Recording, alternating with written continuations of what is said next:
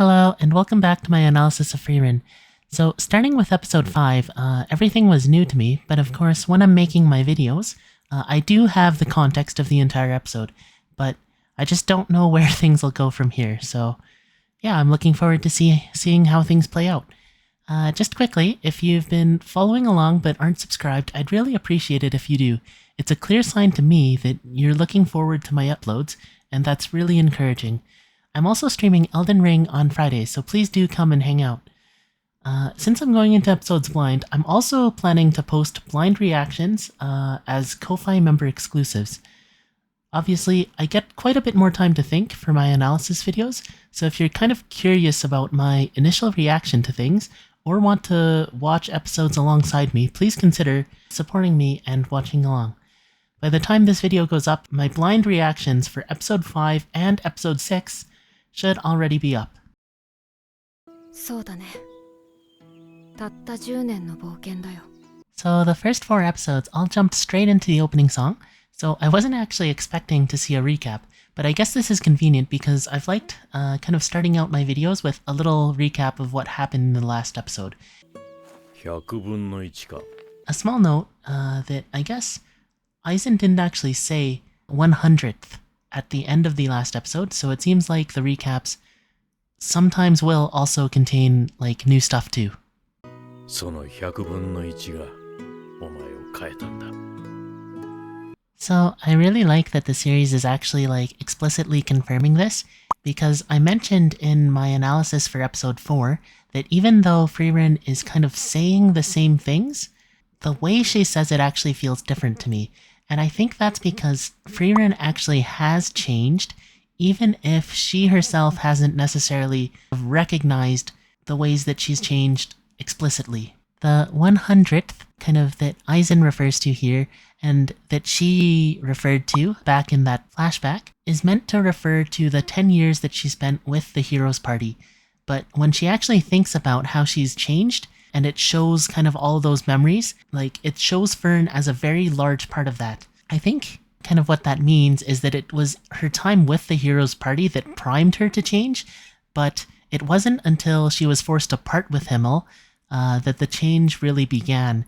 And then, well, I guess it didn't necessarily begin there either, but it began once she met and started to travel with Fern. I guess the other inference that I want to make here is that if 10 years is roughly 100th of her life, that would mean that she's in the ballpark of 1,000+ years, and to be fair, they might not have meant that to be like an accurate fraction, I guess, but yes, she's at least 1,000 years old, and I'm mentioning this because I did kind of wonder before just how old she really was.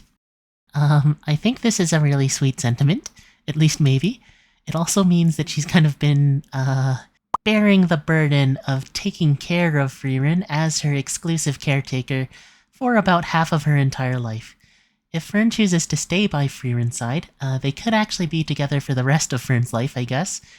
I mentioned in my last episode that I have some concerns that maybe something might happen to Frieren, but I was only considering what might catch Fern off guard kind of moving forward, and there's no indication that the series will absolutely go down that path. So I think it's more realistic to think that maybe at some point along Frieren's adventures, Fern might choose to either travel independently or settle down and start a family, for example, while Frieren continues perhaps her never-ending search for spells. ハイター様、私が悪い子になれば化けて出てきてくれるのですか？誰に似たんだか。あなたがいい子でいたら、少しくらいなら化けて出てあげてもいいかもしれません。 I find this to be such a precious conversation. It seems like it may have worked a little too well, though, because a lot of the times it feels like Fern is too good to Frieren. And not only that, but she's polite and well-mannered, not only toward Frieren, but to the others she interacts with, too. She's been a little more expressive and open, I think, around Frieren after episode 3, but most of the time when she pouts, she still does it when Frieren and others are looking away. Which is fair, I guess you don't necessarily pout openly towards others normally. This probably isn't very important, but a small detail that I noted is like, until now, it'd always be Frieren who's kind of the one dozing off and Fern being the one waking her.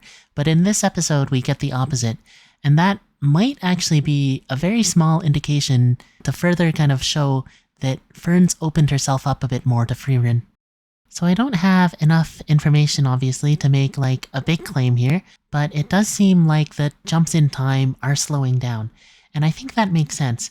The first 4 episodes were a lot of setup, so there were some pretty big skips, like the 50-year skip after the adventure into a 20-year skip, and then 4.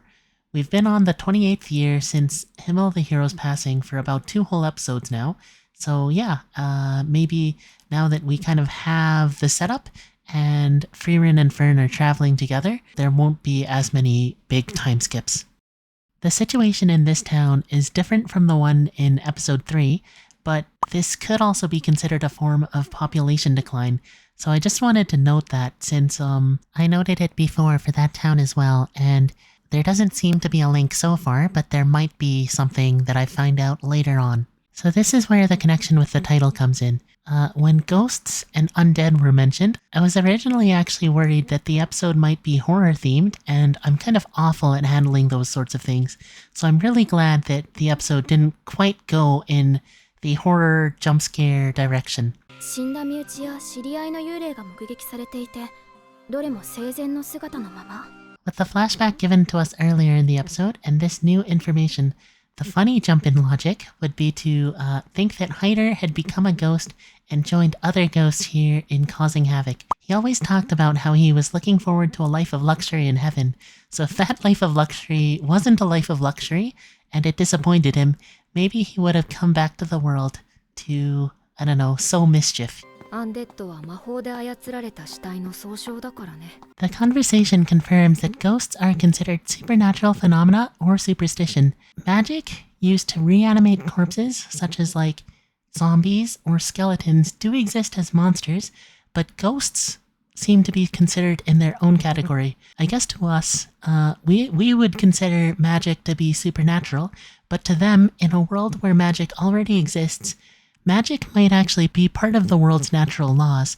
So I guess in that sense, it'd be natural to them, but ghosts are still supernatural. これは全く別の系統の魔物の仕業だね。悪趣味なやつだから、出会わないように気をつけない。 In the last episode, when Fern asks Frieren why she wants to help clean the shore, even though they already know that the grimoire was a fake, Fern instantly assumed that Frieren had another self-motivated reason to do so. I said that I kind of came to Frieren's defense, saying that maybe Frieren did also just want to help the townspeople, thinking that it's what Himmel the hero would have done. But this scene seems to suggest that I was wrong there, and if Frieren doesn't have a personal reason to get involved, she's happy to leave things be. In other words, I guess, Fern definitely knows Frieren better than I do. 村の人たち困っていました。ヒンメルたちみたいなこと言うね。 I think it's interesting that Frieren specifically says that Fern sounds like Himmel and the others here when she tries to get Frieren to help. This implies that she doesn't actually normally intervene like this, because if she did, Frieren would have no reason to show any surprise or compare Fern's current actions to Himmel and the others.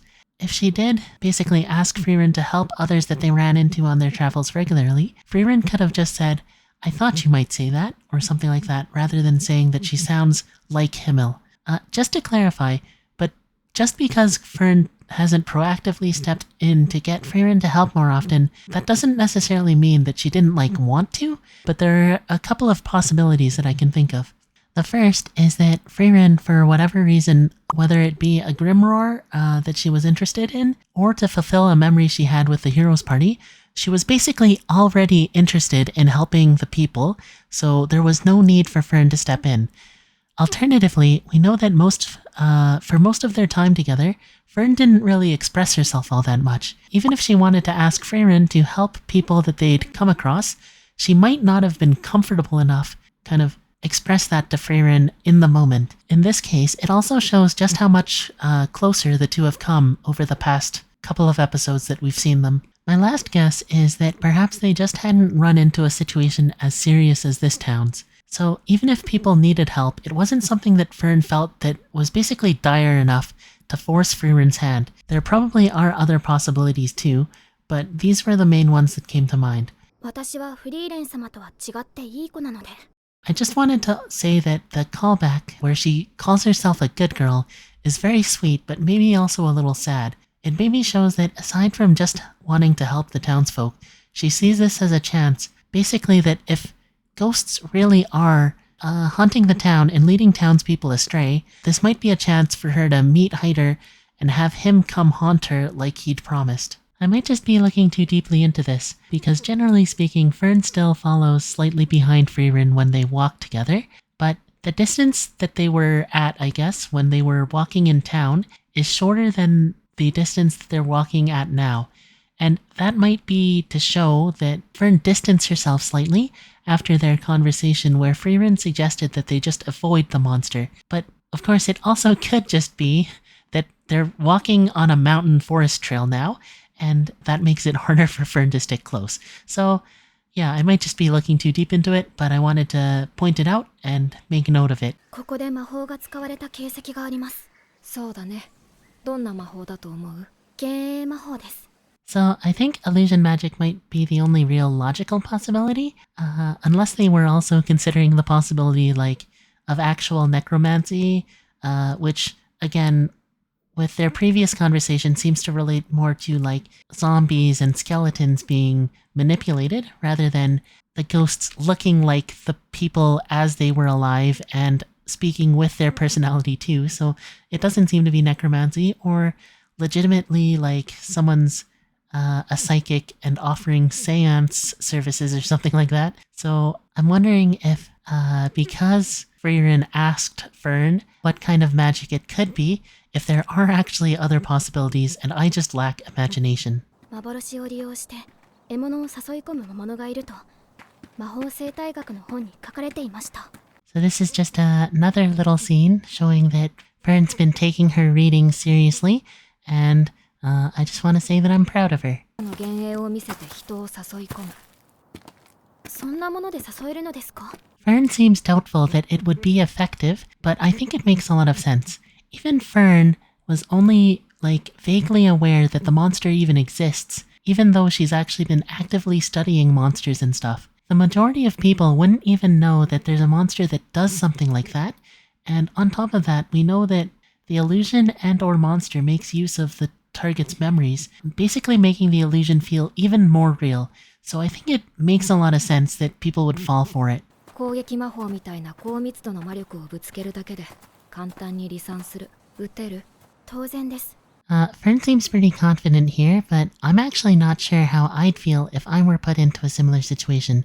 Assuming I did actually know about the monster itself and know that everything I was seeing was fake, I think I might still actually hesitate. Like with Fern here, I think when you're removed from the situation, it's really easy to give the correct answer, but I feel like there are situations like this where you don't really know how you would feel or respond until you're actually in the situation itself. And I think if you find yourself in a situation like that, you kind of always have to wonder, right? What if it isn't fake? And I think doubts like that would just make it really hard to take a firm stance and, I guess, blast whatever you're seeing with magic. So I really wanted the episode to give more context for this scene.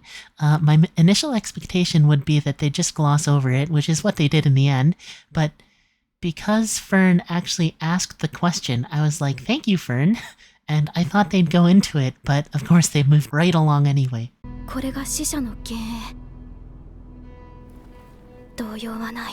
When I watched the episode for the first time, I was actually surprised how quickly they ran into the monster, but it makes a lot of sense since I now know, of course, that the episode is split into this section and the latter half of the episode where they meet Stark, so obviously they want to move things along relatively quickly. But anyway, I guess this scene shows that for Fern, if the illusion just looked like Heiter, she's very confident that she could go through with it and just blast him. あなたがいい子でいたから少しだけ化けて出ることにしました。 So this part specifically got me thinking, but does the Einzam actually read the memories of its prey and control the illusion? Or does it just cast its magic and what the person sees is actually up to them rather than kind of the Einzam's control? For some reason, being able to show someone an illusion of someone dear to them didn't really surprise me, even though that would already kind of make use of the target's memories. But having the illusion actually refer to that specific conversation that Fern and Heiter shared made me kind of think about it a bit more. なんて残酷なことを。これは私の大切な思い出だ。As Fern kind of says here, the illusion magic is definitely cruel. I do appreciate learning that Fern once slept holding her staff, even if it's kind of unfortunate that we had to learn this way instead of an actual flashback to the scene or Fern telling us herself. But considering her personality, she probably would have never brought it up willingly anyway. てっきりまた先生が出てくるものかと思っていたけど、私も少しは変わっているってことかな。When Frieren said that she thought she'd see her master again, I thought that she might actually be oblivious to how important Himmel had become to her. But that doesn't seem to be the case. She just hadn't quite considered who would show up this time, and because her master was the one to show up last time, she assumed it'd just be the same. But her line about having changed suggests that she recognized that Himmel was more important to her, and it made sense for him to show up. She just needed the little push. Frieren. Ute. ヒンメルならそういう。 What Himmel said here actually really surprised me. Going back to what I mentioned before, this is part of what makes me think that the Einsam doesn't directly read the memories, or even if it does, it doesn't have direct control over what the illusion does or says. Frieren recognizes that this is what Himmel would say, but I feel like it's also not especially beneficial for the illusion to ask that Frieren blast it. Of course, I guess to some degree, directly asking to be blasted could be a form of reverse psychology, and that could work on some people, so I can't be 100% sure. But since Frieren mentioned the last time her master showed up, begged to be spared, if the Einsam knew about that, maybe the Einsam also thought that having Himmel kind of say the opposite would work this time. Regardless, since Frieren's dealt with them before, it's entirely possible that no matter what the Einsam or the illusion chose to do, she would have been fine and got through the situation anyway. We can see that Frieren's blast is actually what snaps Fern out of it, and that's what allows her to see the Einsam to be able to deal with it. We can't say for sure if she would have been able to overcome the situation on her own, but maybe she would have been okay given more time, but I guess it's fortunate that she didn't need to deal with it all on her own this time. I mean, assuming that the two of them either dealt with kind of just one Einsam who showed each of them illusions, or a group of two Einsam, I'm not entirely sure why Frieren assumes that the danger's been completely taken care of. There definitely, I think, could be other Einsam lurking on the mountain, but perhaps the assumption is that if there were more, they would have gathered around the prey together, so after the blast, they'd be visible, or at least detectable. So the fact that they're not around means that they've taken care of all of them. あれはハイター様の経営でした。次は本物に会いに行こう。 I think this is actually really kind of Frieren to say. We do know that they're headed to Aureole, basically the places where souls rest, so that Frieren can hopefully meet Himmel there, but also they might be able to meet Heiter there too. I guess I mentioned this before when Frieren tried to encourage Fern while teaching her, but it seems that she is capable of being considerate and showing that consideration when it's obvious that the other person needs it. So Frieren does later reveal what the spell contained in the Grimoire actually does, and she does also caveat that it has practical and important applications, but there seems to be a trend with Frieren and dissolving or seeing through clothes, and I'm not entirely sure where to take all that right now. I think this is a interesting little detail, because I'm used to dragons in kind of other fantasy worlds collecting things because they're shiny, but it's interesting that the dragons in this world like specifically mana-rich stuff. But I guess when we're shown the nest, it does show some like gold and sparkly stuff there too, so maybe it's like mana-rich stuff and shiny stuff, or the shiny stuff we see is actually also mana-rich because they're also rare artifacts or something like that. こいつは冒険者を何人も食っている。どちらにせよ仕留めておいた方がいいでしょう。 So here we see Frieren clearly playing on Fern's good conscience to get her to attack the dragon. But if they want a better shot at defeating it, shouldn't they attack together? Fern really does kind of get the short end of the stick again in this little exchange here. So this might just be because I don't really understand how the magic system and the spells in this world work, but doesn't that spell that Fern's casting here look exactly like Soul Trek, which they introduced to us like a couple of episodes ago in episode 3? They introduced it as the piercing spell that was said to penetrate pretty much anything, and humans were only able to counter it by specifically developing a new defense spell that kind of specifically analyzed and broke down whatever attack spell it was coming up against. So I guess maybe that spell was specifically just a problem for people and not dragons, and dragons have their own magic resist kind of going on that are actually impervious to it. Of course, if it's something that the series hasn't revealed yet, so I'm not quite supposed to know, leave it be, but if I did happen to kind of miss something that explains why the dragon's okay against the spell, then please do let me know down below. やっぱり竜は硬いね。仕方がない。逃げるよ。 So I don't mean to say that I expected the encounter to be easy or anything, but I really didn't expect Fern to dip like that and just leave Fern behind. This does also explain why Frieren didn't attack it herself, because if she did, that might have just angered the dragon even more, and maybe the dragon would have chased them even further. But all I'll say is poor Fern. さすがにこれ繰り返せばいつかは倒せるでしょう。 I'd be curious to see actually how long it would take the two of them to kind of wear the dragon down with this guerrilla warfare strategy they have going. But Fern is obviously terrified, so I'm really glad that she put her foot down and said no. I'm generally a fan of headbats, but I can't help but feel that it's a little disingenuous when Frieren's literally the one who forced her into that terrifying situation in the first place. 素直に仲間にするか。 My initial thought when Frieren said that they were going to recruit a warrior to join them was that they were going to go to an adventurers guild and just, I guess, happen to find Stark there. Or even if they didn't find Stark, they would have found someone that led them to Stark, for example. But the place they're at seems pretty remote, and there's no guarantee that a random warrior would be available to help them.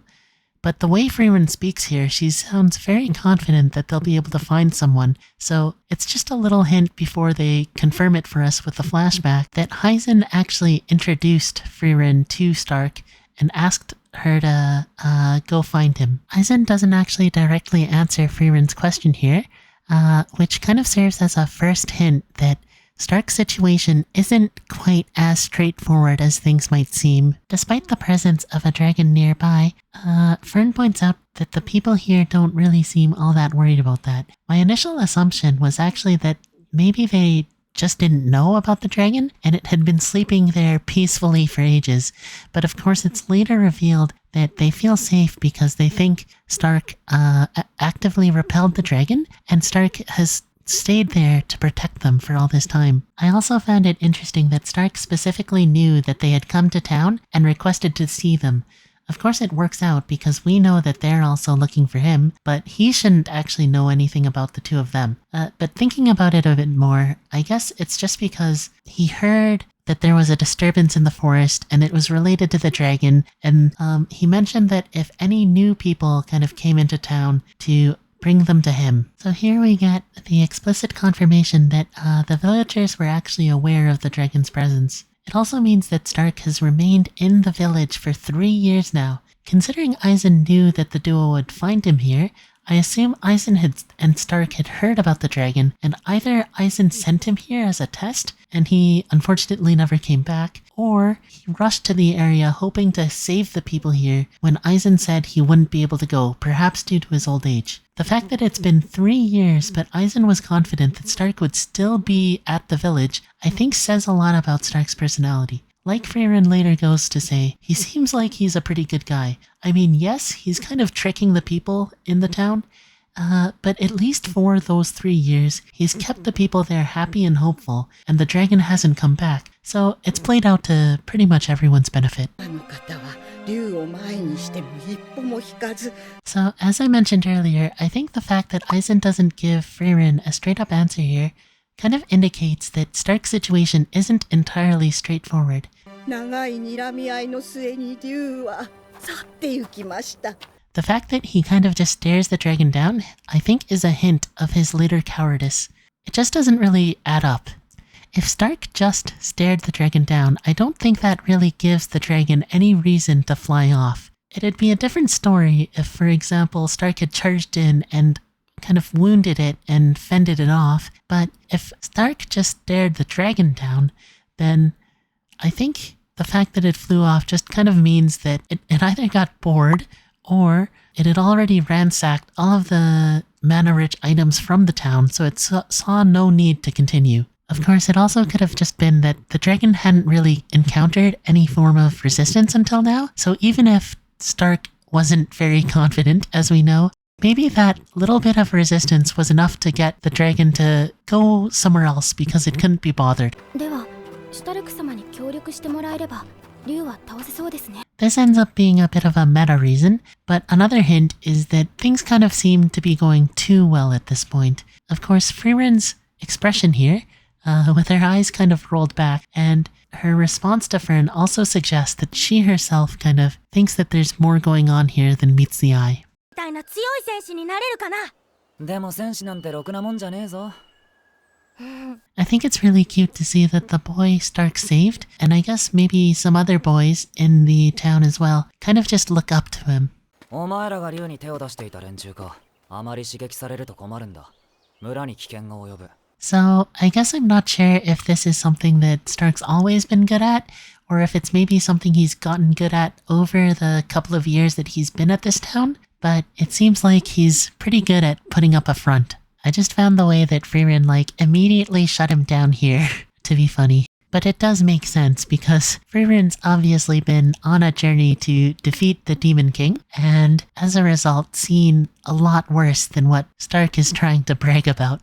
黙って出てきちまったからな So, Stark seems to assume that Eisen would be angry, and I guess that confirms that either he left without Eisen's permission, or he was supposed to come back a lot sooner than 3 years. But at least when Eisen was talking with Frieren, Eisen didn't seem to be especially angry. In fact, it seemed like he had a complete grasp on Stark's situation. So I'm kind of curious if we'll get some more context to how Stark kind of found out about the dragon in the first place, and decided to come check on the town, and how specifically he parted ways with Eisen. 巣にある魔導書が欲しいからねただの趣味特に理由はないよ I understand that Frieren is basically just being honest here, which is maybe a good thing, but it's not exactly the most convincing reason to try and get someone to join you in an epic fight against a dragon. すごいすごい私の集めた魔法を褒めてくれたバカがいた The Beyblade Golem is really cute. I get that she didn't directly communicate this memory, but her follow-up to Stark wasn't especially convincing either. The way that the scene pans over the crevice as they discuss kind of being praised and that being Frieren's kind of motivation implies that Stark is actually the one that created that crevice. The praise might be referring to how the villagers praised him for fending off the dragon, or perhaps how Eisen praised him during training. I think it's also possible that whatever attack or technique he's been practicing here to form that crevice is the very technique that he's kind of received the most praise for. But I guess regardless of what specifically the scene is trying to refer to for Stark, I think it's clear that he does actually relate to Frieren's entire reason for challenging a red dragon here, to basically being all about her being praised by that idiot in the past. I do find it interesting that Frieren is so confident she'd be able to take care of the red dragon if she got 30 seconds. Would she have been able to take care of it if Fern had just been able to handle it for 30 seconds? But I guess even if Fern had the capabilities to, after their first encounter, I think she's probably too scared to try. それ俺がやらないとダメかな何を言っているのですかこの人は I I really liked how the anime conveyed the very sudden shift in tone and demeanor. I think it's also funny how Fern kind of turns to ask Frieren what Stark's doing, rather than trying to ask Stark directly. I guess the way that things kind of played out here with Stark reminds me of Zenitsu from Demon Slayer. So we finally get the truth about their encounter. I don't really have too much to say, but I laughed a lot, and I especially liked how the houses got cut up like vegetables. I kind of wish that I was able to cut my vegetables so cleanly and quickly when cooking. I actually don't think we've ever seen Fern make an expression like this. I think I mentioned this, but generally Fern has been very polite and well-mannered, not just to Frieren but to others, so this definitely caught me by surprise. いや、こいつは竜と戦える。できるはずだ。Frieren's confidence here about Stark being able to do it does seem a little odd to me, but I guess it stems from Aizen and knowing that Aizen is his master, as well as having heard what Aizen had to say about him. And probably not only that, but we did get to see her examining the crevice in kind of the cliffside, which means that she kind of knows that he is capable, he's just cowardly. So here's the part where we see Frieren specifically examining the crevice. I cut the clip for sake of time and copyright, but quite a lot of screen time is actually spent on this. Like, it stays on this for a whole 12 seconds, so I think it really reinforces the significance. This is another hint that the crevice wasn't formed naturally, but by Stark. The two kids were here too, so maybe he showed off his technique to the kids, and maybe they were even the ones who praised him, which is why he had a somewhat stilted reaction when Frieren mentioned that being praised by an idiot was her entire reason for kind of doing things. シュタルク様に会ってきたんだって？あの子ったらいつもうちのご飯を美味しそうに食べてくれるからね。 Here we see that Stark's kind of been living as the town celebrity, but to the very least, it does seem like he's self-conscious about it. まあ、あいつは優しいやつみたいだからね。優しい？臆病なようにしか見えませんでしたが。It's clear that Stark didn't leave a good first impression on Fern, which I find interesting because the opening visuals kind of show them together a lot, so I thought they were meant to be a pair, but I guess we'll see how things play out. To be fair, Frieren probably didn't make the best impression on Fern either, but I guess maybe that turned out okay because she had Heiter's stamp of approval. フェルンだって初めて魔物と戦った時。I really would have liked to see this in a flashback. It sounds really cute, but as always, Fern's pouts are quite precious. 小さかった頃は素直で可愛かったのに。I feel a little hesitant when Frieren kind of says that Fern is so cute and well-behaved, because I feel like, at least in the past, that was more so because she was actively suppressing herself. But even now, I still see Fern as being cute and well-behaved, even if she does pout a bit, or, I guess, give Stark the death glare. さあね、単なる気まぐれか、あるいは。Of course, Frieren gets interrupted by the sound of Stark's training.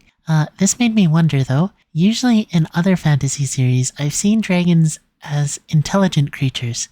I wonder if they are in Frieren too. If so, we might actually get to have a conversation with the dragon, though since Fern already attacked it earlier in the episode, it might not be so happy to.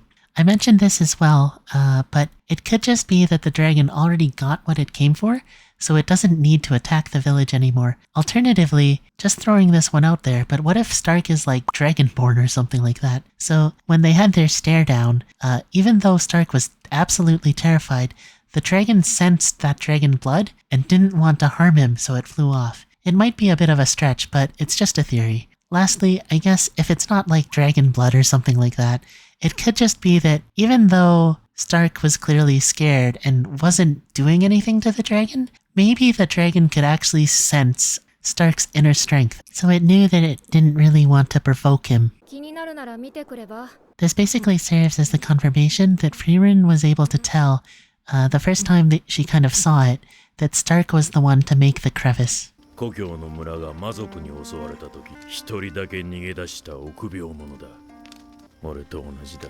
We saw Aizen standing in front of those gravestones in the last episode, but this little piece of context adds a lot more weight. I thought perhaps he had just lost his family, which would still be really devastating, but it turns out that he lost his entire village. 今のあいつは誰かのために戦えるやつだ。いい戦士だ。 We finally get the rest of Aizen's answer to Frieren, and we can see where Frieren's confidence comes from. It's really tragic, but Starks experienced that tragedy, and he stood up from it to try and become stronger. It's possible that he chose to do so in order to prevent it from happening to other people. He might still be cowardly, but Frieren knows that he's already taken the initiative, and I guess that may be why she believes that he'll be fine. Perhaps he just needed someone to give him that push. And so, the episode ends with Fern finding Stark. Up until now, every episode was pretty self-contained. Like, the conflict would be introduced and resolved all in the same episode, so I thought that pattern might continue, but I assume there'll be more episodes like this moving forward.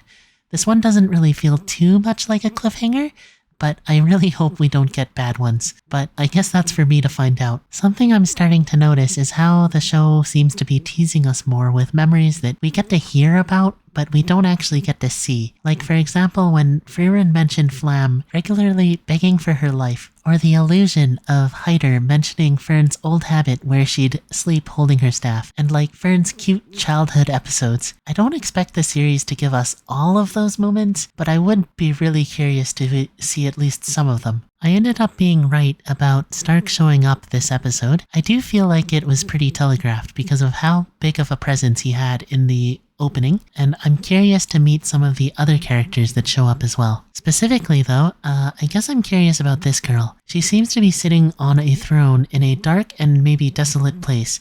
So my current assumption is that she's actually waiting for them at Ende, or Oriole, basically. That means it'll probably be a while before we actually run into her, but I guess I'll see. I'm kinda curious if she might be related to the Demon King in some way, because at least in the visual, it seems like she might be occupying his former throne. Her ears are also long, and I'm not sure if they're specifically elf ears, because elves aren't necessarily the only long-eared race, but they're kind of the main one, so yeah, I guess we'll see. We'll find that out too. The opening visuals also cut to her right after showing Flam, so that might imply that there's some sort of connection there. I guess I'll keep these things in mind until the series decides to drop some more hints or just straight up introduces her. So even though they didn't really give Himmel a lot of screen time so far, I think based on what they've given me, I have a solid impression of his character. He loves himself, loves attention, and loves Frieren, but he's also shown to be very patient and understanding of Frieren's outlook on life, and he didn't try to press her at all. Instead, he continued to wait for her. He goes out of his way to help people, and he's very kind, pretty much to everyone, unless they happen to sneak a peek at Frieren's undergarments. But when the illusion just asked Frieren to shoot him, that still surprised me. I guess the magic would use Frieren's memories instead of like being based specifically on the real Himmel.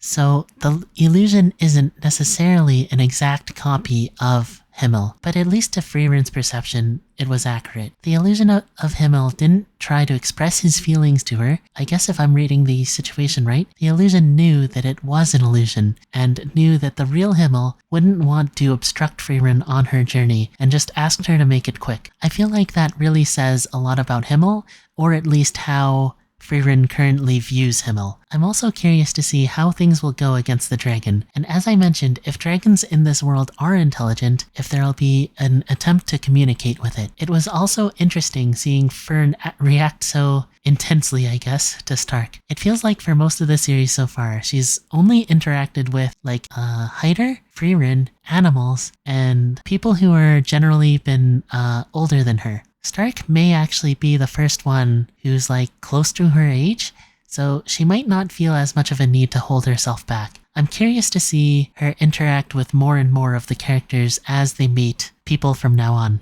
Alright, that's all for me for episode 5. Thank you for watching all the way to the end, and I hope you enjoyed hearing my thoughts. As always, if you liked the video, please do give it a thumbs up. Seeing the thumbs up is really encouraging, and if you think there's something that I could be doing better, or maybe there was something in the episode that I missed, or even something I did well that I should keep doing, please don't hesitate to tell me down below in the comments. If you'd like to support me more directly, please do it on Ko-Fi. As mentioned, my blind reactions for episode 5 and episode 6 are up already. A friendly reminder again to take care of yourself, and try not to be too hard on yourself either. I'm still a little disappointed that I didn't make it in time to upload this last week, but I'm gonna keep doing my best. As always, I hope to see you back for the next one.